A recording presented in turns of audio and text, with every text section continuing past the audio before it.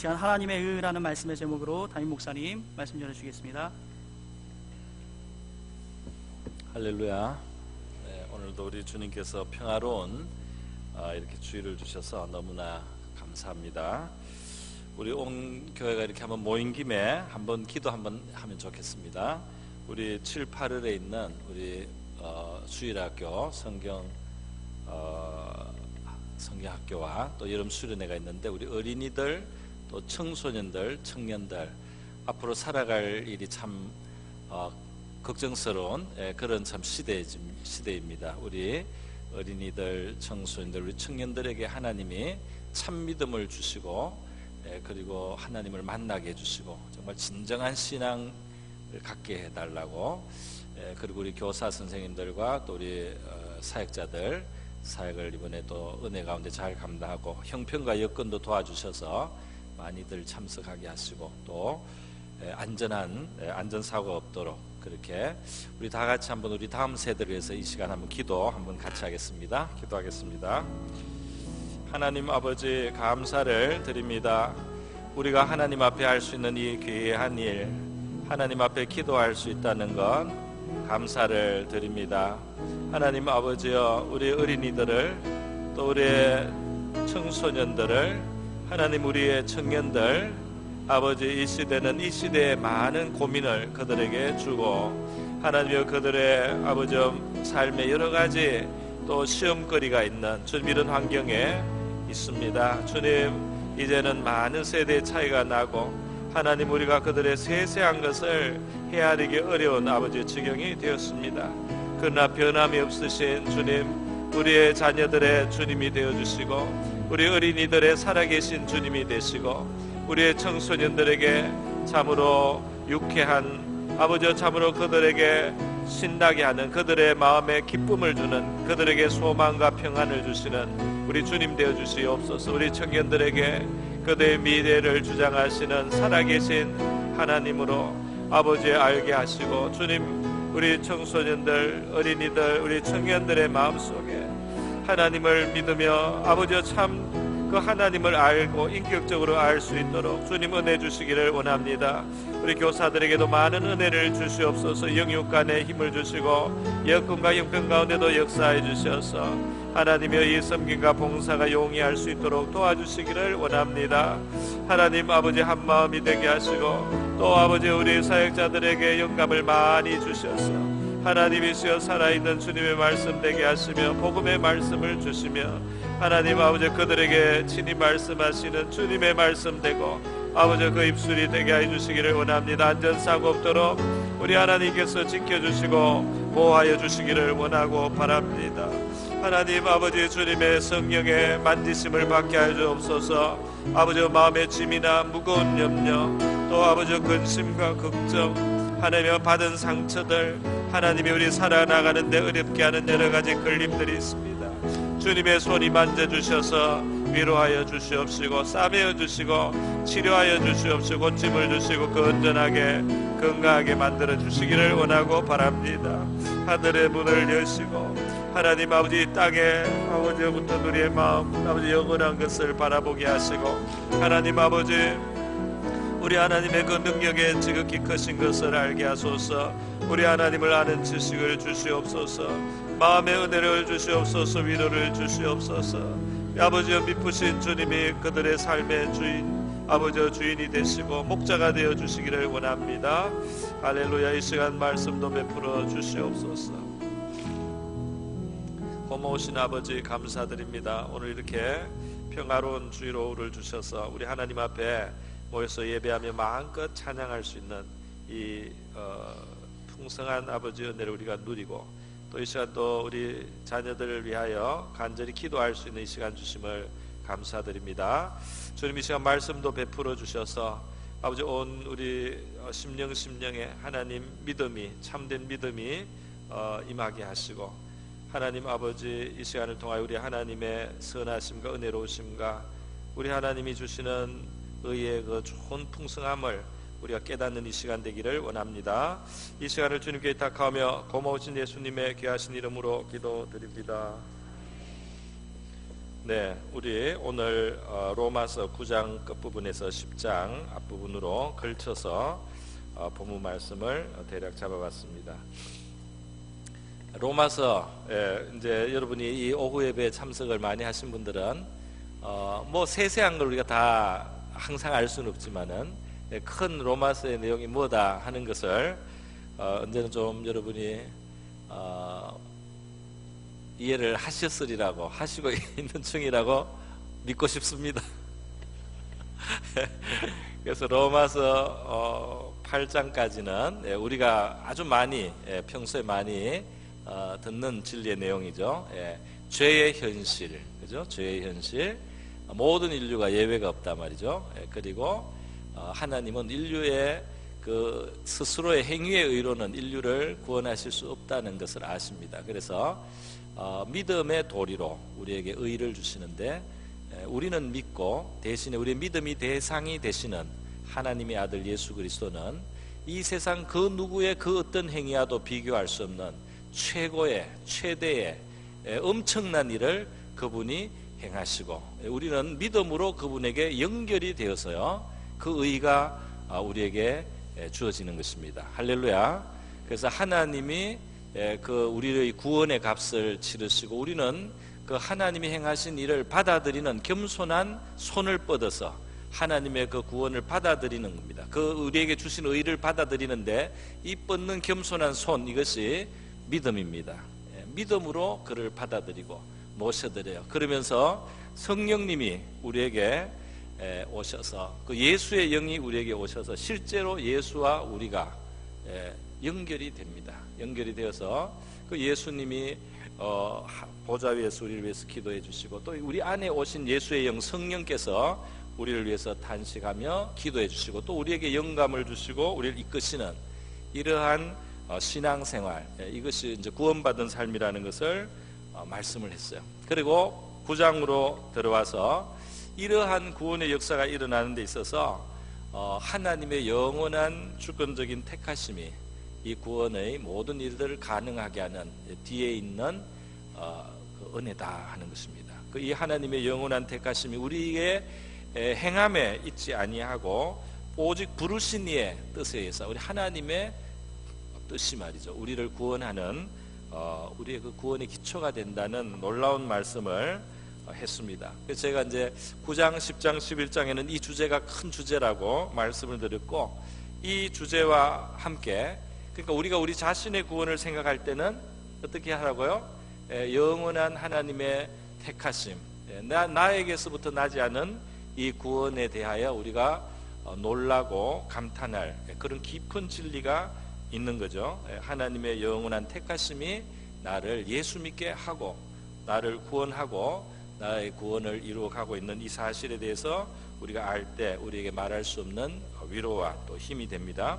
그러면서도 이 로마서 9장, 10장, 11장에 또 다른 중요한 주제가 나오는데, 그것은 바로 구령의 열정이라 하는 거예요. 이 영혼을 바라보는, 그리고 그들이 구원받기를 원하는 바로 하나님의 마음, 또 사도 바울의 마음, 그것이 아주 강하게 표현이 되어 있다는 것입니다. 그래서 우리는 이건 인간의 논리의 머리의 논리로서는 어떻게 모든 사람이 예수를 그냥 믿고 믿으면 구원받는다, 누구든지 주의 이름을 부르는 자는 구원을 받으리라, 오늘 10장 13절 있지 않습니까? 이러한 선포를 담대히 하면서도 또 한편에 깊은 진리가 있어요. 그 영원한 택하심의 진리와 함께 지금 이 두 가지 진리가 같이 선포되고 있다는 사실입니다. 자, 그러면 오늘 그 내용으로 또 한번 더 살펴보겠습니다. 자, 우리 9장 시작할 때 보면, 형제들아 내 마음에 원하는 바와 하나님께 구하는 바는 이스라엘을 위함이니 곧 그들로 구원을 받게 함이라. 그래서 그 이스라엘, 사도 바울이 자기의 동족인 이스라엘 사람들의 구원받을 일을 간절히 열망하고 있어요. 정말 소원합니다. 이 동일한 내용이 19장 시작할 때 비슷한 게 있지 않았습니까? 내 양심에 정말 참말을 하고 거짓말을 아니하는데 내 마음에 큰 근심이 있다, 마음에 그치지 않는 고통이 있다. 이 성령이 증거해 주시는 나의 이 고통은 뭐냐? 나의 형제 곧 고륙의 친척을 위하여, 이스라엘 사람입니다. 내 자신이 저주를 받아 그리스도에게서 끊어질지라도 원하는 바로다. 사람들의 구원을 위해서 자기가 버림을 받아도 괜찮을 정도의 사랑과 애정을 가지고 우리 자기 동족의 구원을 이렇게 사모하는 바울의 모습입니다. 그런데 이제 오늘 읽은 이 본문 10장 앞부분과 9장 그 끝부분은 이제 무슨 내용이냐면, 자, 이스라엘이 지금 왜 이렇게 예수를 구세주로 모시고 받아야 되는 그 구원의 풍성을 지금 왜 이렇게 못 받아들이고 있는가? 사도 바울도 하나님에 의해서 이방인들에게 복음을 전하라고 지금 사명을 받았거든요. 이스라엘의 민족들에게 물론 베드로나 요한이나 이런 사람들이 복음을 전해서 복음이 들어가기는 했지만은 또 많은 다수가 이 메시아이신 예수를 받아들이지를 않고 말이죠. 대제사장과 서기관들과 바리새이들과 종교 지도자들이 예수를 배척하고 말이죠. 그러한 속에 있단 말입니다. 왜 이스라엘 백성들이 하나님 앞에 아브라함의 후손으로서 먼저 하나님에 대한 그 진리를 그렇게 많이 받았던 이 사람들이 왜 이 사람들이 예수 안에 있는 이 하나님의 구원에 못 들어오고 있느냐, 거기에 대해서 설명을 합니다. 그러니까 그 잘못된 어떤 자세, 잘못된 어떤 그 태도가 예수 안에 있는 풍성한 구원에 이르지 못하게 한다. 그러면 그 잘못된 것을 고쳐서 바른 자세, 바른 어떤 태도를 가지고 이 진리를 대하고 진리를 받아들이면 그 구원이라고 하는 것은 굉장히 참 풍성한 것이다. 굉장히 참 하나님이 후히 주시는 것이다. 그거를 받으면 되는 거다. 이렇게 지금 바울은 말을 하고 있습니다. 이제 그 내용을 보는 거죠. 이거는 마치 구원을 받으려면 조금만 이렇게 하면 될 텐데, 조금만 이런 마음을 가지면은 구원을 받을 수 있다. 이런 느낌으로 지금 이 말씀을 하고 있습니다. 30절, 9장 30절입니다. 왜 이방인들은 하나님이 주는 의를 얻었고, 왜 의의 율법을 중요하게 여기는 이스라엘은 그 율법의 완성인 이 그리스도의 말미암는 그 의를 못 받는가? 왜 그러냐? 거기에 설명을 하고 있습니다. 그 설명이 뭐냐면은 32절이죠. 어찌 그러하냐? 이는 그들이 믿음을 의지하지 않고 행위를 의지함이라. 부딪힐 돌에 부딪혔느니라 그랬습니다. 그러니까 행위를 의지한다. 그건 또 뒤집어 말하면 자기 자신을 의지한다. 그 선과 의를 행하여서 하나님 앞에 인정받을 수 있는 존재라고 자기를 생각하고 있다 이겁니다. 나의 행위와 나의 어떤 나의 한 일이 그것이 하나님 앞에 충분히 의를 얻을 만해서, 그래서 내가 그만큼 하면은 하나님이 나를 구원하실 수 있는 그런 존재가 될 수 있는 것으로 이스라엘 백성들은 잘못하고 있다는 겁니다. 잘못된 자세를 가지고 있어요. 자기 행위를 의지한단 말이죠. 제가 가끔씩 이 말씀을 드렸습니다. 여러분, 정말 경건하게 살려고 하나님의 율법을 깊이 묵상을 하고 또 하나님의 거룩하심을 깊이 묵상을 하고 정말 거룩하게 하나님 앞에서 살아야 되겠다. 정말 진지하게 마음을 먹고 내 말하는 것 속에도 죄가 있지 않는가? 죄가 있으면 이게 죄구나. 이거 내가 이게 또 교만한 말을 했다. 이거 내가 사람을 은근히 무시하는 말을 했다. 이거 나를 돋보이는 말이다. 이거 결국은 나는 옳고 너는 틀리다는 말이다.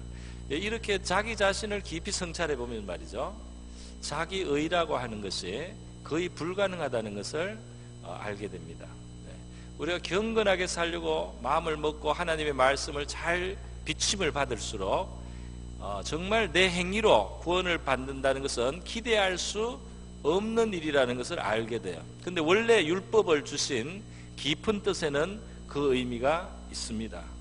하나님의 율법의 그 의로움이나 공정함이나 또 거기에 참 진실함이나 그 자비를 베푸는 그 정신을 깊이 보면은 우리 탐심을 가진 우리 사람, 이기심을 가진 우리 인간, 순간순간 불순한 동기를 갖는 우리 인생이 그 기준을 맞춘다는 것이 거의 불가능해요. 그래서 우리가 회개하고 또 하나님 앞에 노력하고 또 회개하고 노력할 뿐이지 그 기준에서 산다는 것은 사실은 불가능하다 말이죠. 왜냐하면 이미 죄의 영향 속에 죄의 기질이 우리를 많이 주장하고 있기 때문에 불가능합니다. 그래서 우리가 앞에 로마서 7장 끝나는 부분, 거기서 그 사도 바울이 자기 1인칭 시점으로 자기 자신의 고백적인 말로 내가 옳은 줄 알고 행하기를 원하는 그런 의로운 삶을 내가 못 살고 내가 원치 않는다고 생각하는 이 죄를 자꾸 짓고 있는 자기를 인하여 낙심하고 한탄하는 모습이 이 로마서 7장 끝부분에 있지 않았습니까? 그래서 내가 행하는 것을 내가 알지 못하노니 내 자신이 이해가 안 된단 말이죠. 7장 15절입니다. 곧 내가 원하는 것은 행치 않고 내가 경건하고 거룩한 삶을 살기로 하는데 그거는 잘 못 행하고 도리어 미워하는 것을 행합니다. 자기가 죄라고 생각하고 안 해야 되겠다고 생각하는데 그쪽으로 자꾸 간다는 겁니다. 그래서 내 안에 이것을 행하는 것은 자는 내가 아니요 내 속에 가는 죄니라 그랬어요. 그리고 18절 7장 18절에 내 속 곧 내 육신에 선한 것이 거하지 아니하는 줄을 아노니 원함은 내게 있으나 선을 행하는 것은 없노라. 깊이 자기를 들여다보니까 그 원하는 선을 행하고 있지 못한다 하는 거예요. 내가 원하는 바 선은 행하지 아니하고 도리어 원치 아니한 바 악을 행하는도다. 물론 우리 이제 겉으로 이렇게 대략 봤을 때 더 경건하게 살고 더 의롭게 살고 더 진실하게 살 수 있습니다. 그러나 그 안을 깊이 들여다보면 하죠. 그 안을 깊이 들여다보면 많은 선이 하나님 앞에 인정받기에 부실한 그러한 많은 오점들을 가지고 있어요.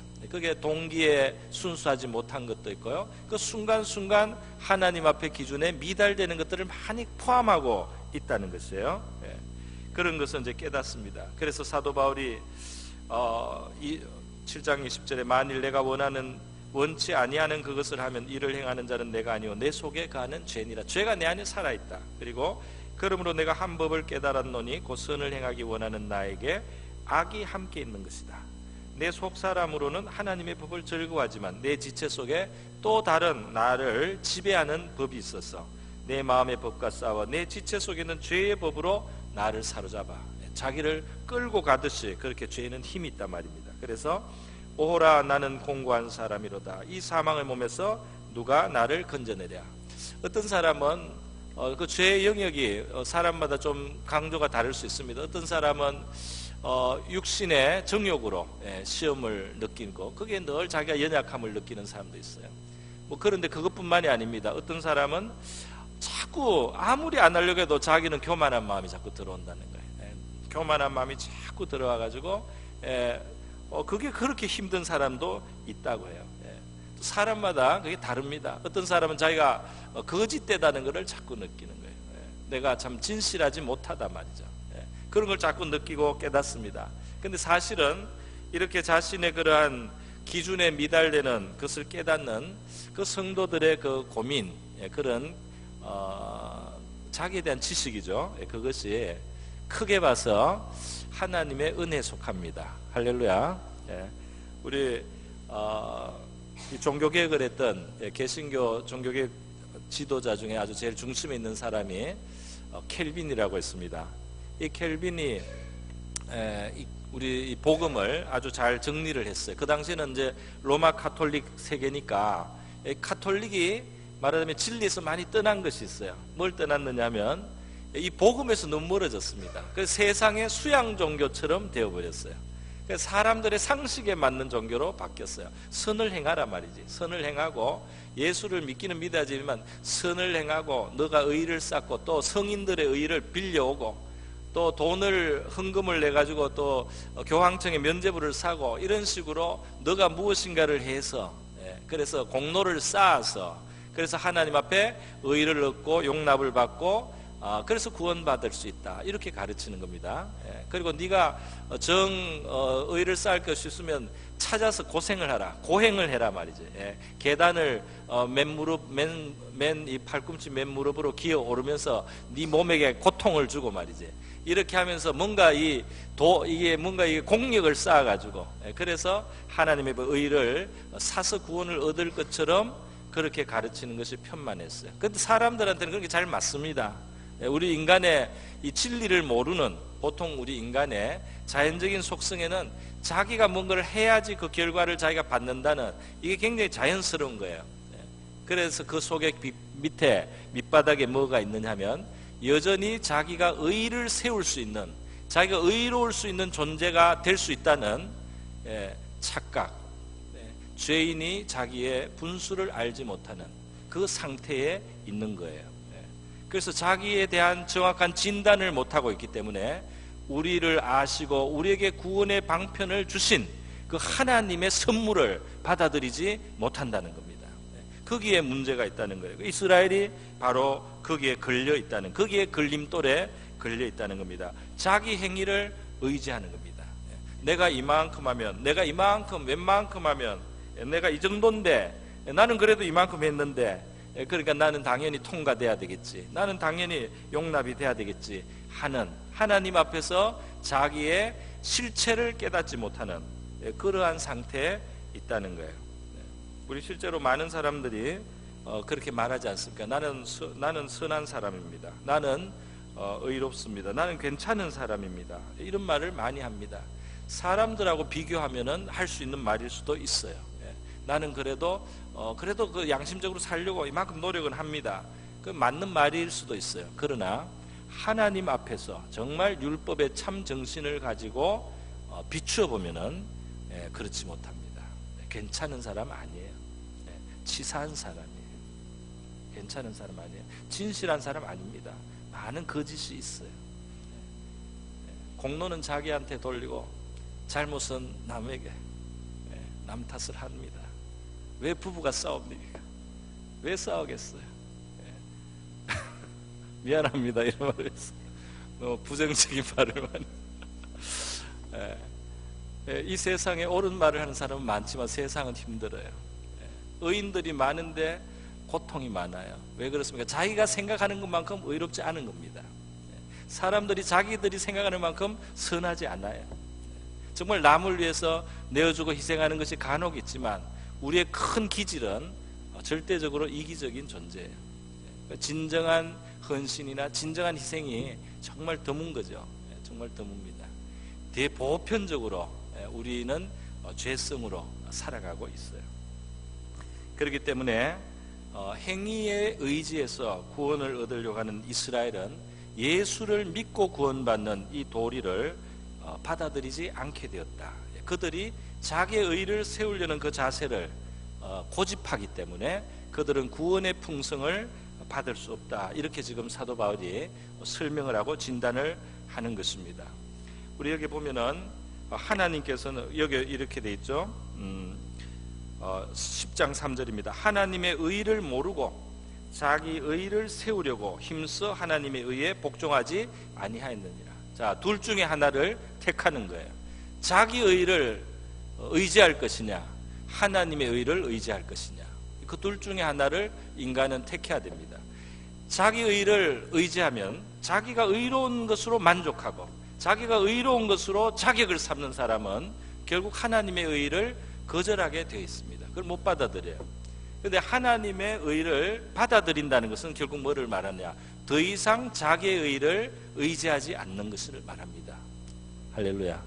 더 이상 내가 뭘 했고, 내가 얼만큼 했고, 내가 남보다 얼만큼 낫고, 내 의지가 얼마나 남보다 훌륭하고, 내가 얼마나 이렇게 하고 하는, 그거를 더 이상 이야기하지 않는, 그거는 더 이상 의지할 거리가 못 된다는 것을 아는, 그것과 하나님 의를 받아들인 것이 같이 가는 거예요. 그래서요, 사실 이 그리스도는 정말 우리에게 완전한 구원을 얻을 수 있는 의를 주시기 위해서 하나님이 보내신 우리의 가장 놀라운 선물입니다. 선물이에요. 구원은 선물로 그래서 받게 되는 거예요. 자기 의가 되는 줄 알고 말이죠. 뭐가 되는 줄 알고 그렇게 하다가는 정말 이 구원을 받지 못하는 거예요. 사람의 제가 기본적인 이 체감하는 상식적인 그런 느낌하고 이 실제가 차이가 난다는 이야기를 했습니다. 그죠? 사람의 기분 같아서는 이게 노력을 하고 내가 의로워지고 이렇게 해서 내가 자격을 받아가지고 그리고 구원도 받고 의로움도 이루는 그것이 아주 자연스럽고 그렇게 하고 싶어요.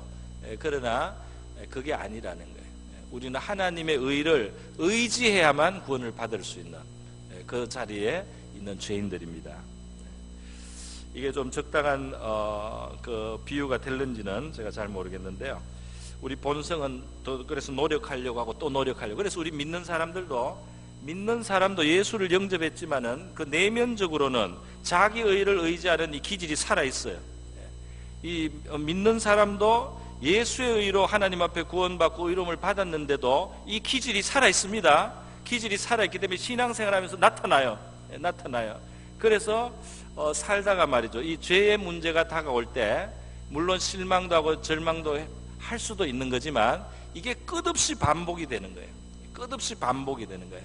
왜냐하면은 그 자기 의를 세우려는 그 노력이나 그 어떤 자세가 아직도 많이 남아 있어요. 그렇기 때문에 실망이 큽니다. 낙심을 합니다. 자기를 용서를 못해요. 아니, 내가 요거밖에 안 되나? 화가 납니다. 아니, 내가 요거밖에 안 되나? 내가 신앙생활 몇 년을 했는데 내가 아직도 요거밖에 안 되나? 이 신앙 이거 뭐 잘못된 거 아닌가? 낙심을 합니다. 여러분, 이 성도는 말이죠, 성도는 이 하나님의 의에 대해서 깊이 우리가 받아들이면 받아들일수록 실망할 게 없습니다.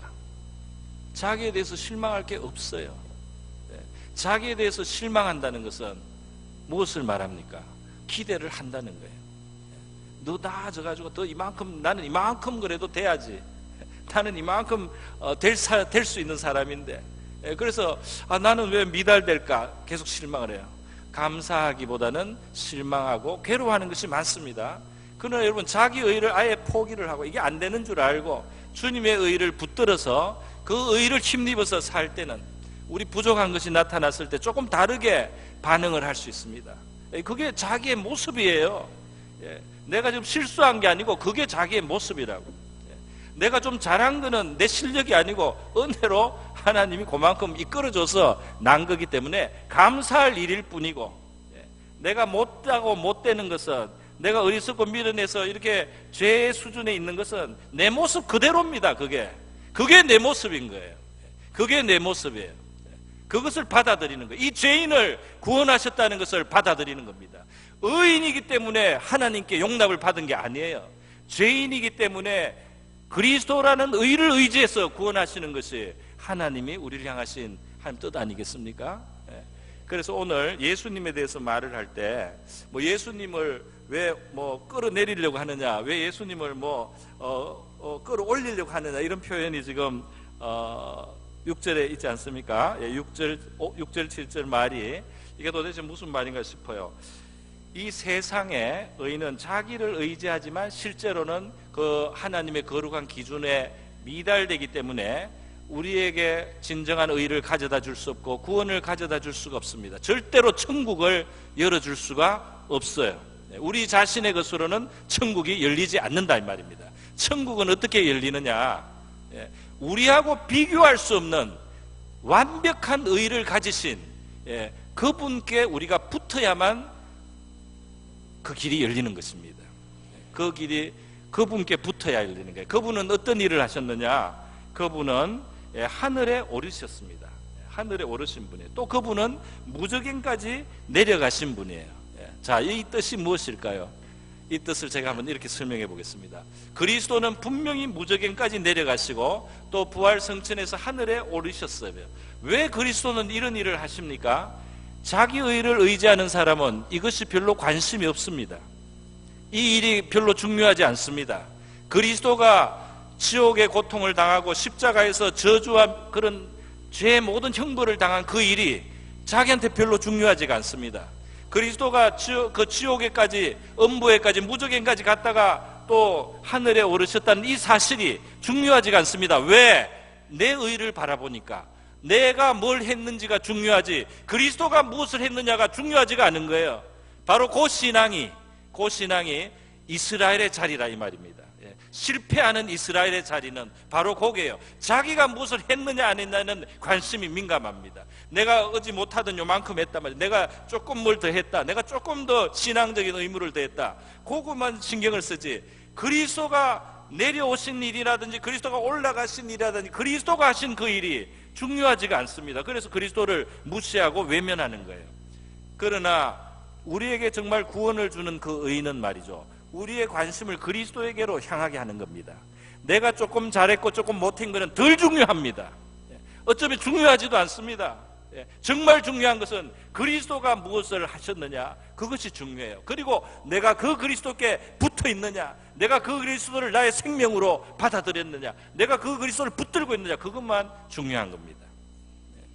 자, 그러면 그리스도가 내려오셨다는 것과 올라오셨다는 건 뭘 말합니까? 왜 그리스도는 내려가셨습니까? 그건 우리의 죄를 감당하기 위한 겁니다. 그가 무저갱까지 내려간 것은 우리의 죄를 감당하기 위한 거예요. 그리스도는 우리의 죄를 감당하기 위해서 무저갱까지 내려가셨는데 그게 나하고 아무 관계가 없다, 나한테 중요하지 않는다, 그럴 수 있겠습니까? 그래서 되겠습니까? 그리스도가 부활해서 성천하에 올리우셨습니다. 그래서 나도 그분이 나를 포함해서 자기에게 끌어안아서 자기와 우리를 붙여서 예수가 우리의 영혼을, 우리의 그 영적인 신분을 이 하늘 백성으로 그렇게 만들어주신 그 일이 나한테 중요하지 않단 말입니까? 그래서요, 이 자기 의를 쫓는 사람은, 이 믿음으로 난 의는 그리스도가 내려오신 것, 저주를 받으신 것, 그리고 그리스도가 승천하셔서 영광에 오르신 것이 바로 나의 일입니다. 나의 일이 되는 거예요. 그것이 나에게 중요한 거예요. 그런데 믿음으로 난 의가 아닌 자기 의를 주장하는 사람한테는 이러한 일들이 중요하지가 않아요. 계속 자기가 뭘 했고 안 했고가 중요하게 남아 있는 겁니다. 그래서 한 개 있으면 자랑하는 거예요. 한 개 있으면 결국 자랑합니다. 조금이라도 남보다 한 개 있으면 자랑하고, 못하는 사람은 못해 보이고 또는 무시할 수도 있고 문제가 생기는 거예요. 그런데 우리의 의가 그리스도의 그 하신 일에 나의 의의 모든 기초가 있다는 것을 아는 사람은 자랑할 게 자기가 아니죠. 주님을 자랑하게 되겠죠. 또 감사하겠죠. 감사하게 되는 것입니다. 그리고 나를 위해서 하나님의 아들이 그렇게 내려가셔야만 됐다는 이 사실이 얼마나 우리를 겸손하게 하는 진리입니까? 그렇지 않습니까? 결국 우리가 예수를 잡아먹고 사는 거잖아요. 예수의 살과 피를 먹어서 우리가 사는 거잖아요. 예수가 살과 피를 주셔서 우리가 생명을 얻게 되는 거잖아요. 그런 사람들이 무슨 큰 소리를 하겠습니까? 어떻게 자기의 의를 자랑할 수 있겠어요? 하나님의 아들을 정말 잡아먹어야만 사는 그런 존재들이 자랑할 것이 뭐가 있겠느냐는 거예요. 그래, 그리스도의 이 내려오심과 올리우심은 말이죠, 앞에 우리 성령에 대해서 8장 부분에서 말씀할 때 설명을 했습니다. 결국 바로 이 예수의 내려오심과 예수의 올리우심은 지금 성령이 우리 안에 오셔서 예수 믿고 성령 받아 성령을 모신 우리에게 우리의 현실이 된다. 예수의 그 일은 나의 것이 된다. 내가 저주받은 것으로 하나님은 여기신다. 내가 죄의 형벌과 심판을 십자가에서 예수와 함께 받은 것으로 처리가 되기 때문에 내 죄 문제가 해결이 되는 겁니다. 그리고 내가 지금 예수 믿고 성령 받으면 그 하늘에 올리우신 예수와 내가 연결되어 있기 때문에 내 신분이 하늘에 속한 거예요. 하늘에 속해 있는 자가 된 겁니다. 그걸로 갈 거예요. 그렇기 때문에. 자, 여러분, 그래서 예수님의 이렇게 오르고 내리신 것을 우리가 만약에 비주얼, 눈으로 보는 것으로 설명하자면, 이 하나님의 아들이 하늘에서부터 내려와서 지옥까지 내려오고, 그 다음에 이 무저행에서부터, 이 지옥이라는 것은 이제 고난받으셨다, 저주받으셨다는 뜻입니다. 그리고 무덤까지. 그리고 부활하셔서 하늘까지 올리셔서, 말하자면 하늘과 땅 사이에 사닥다리가 놓였습니다. 하늘과 땅 사이에 길이 닦였습니다. 길이 닦였어요. 그 예수께 붙어서 내가 곧 길이요 진리요 생명이니 나로 말미암지 않고는 아버지께로 천국으로 갈 자가 없느니라. 예수님이 이렇게 길을 여셨단 말입니다. 그 여신 길로 가야만 구원에 이릅니다. 할렐루야. 우리의 작은 도토리 키재기 같은 작은 의를 가지고 벽돌 100장을 쌓는다고 하늘에 오르겠습니까? 벽돌 500장을 쌓는다고 하늘에 오르겠습니까? 하늘로 이어져 있는 사닥다리를 타야지 하늘에 오르지, 내가 쌓을 수 있는 작은 그 도토리 벽돌 같은 걸 쌓아가지고 그 위에 올라선다고 하늘에 도달할 자는 없다 이겁니다. 제가 비유하려고 했던 것은 이거였어요. 이제 우리 애가 영국에 있습니다. 한 8,000, 9,000km 정도 돼요. 비행기 탈 때 보니까 그 정도는 8,000 몇백 킬로예요.